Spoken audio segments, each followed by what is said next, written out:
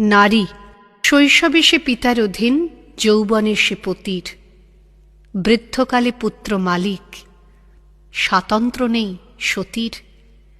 নারী অতি দুষ্টমতি, শয়তানেরই দূত, আদমকে দেয় নিষিদ্ধ ফল, সমাজকে দেয় ভূত। শাস্ত্র আচার ভেদী পিতৃতন্ত্র ভাঙছে নারী, জাগছে নরক ছেদি।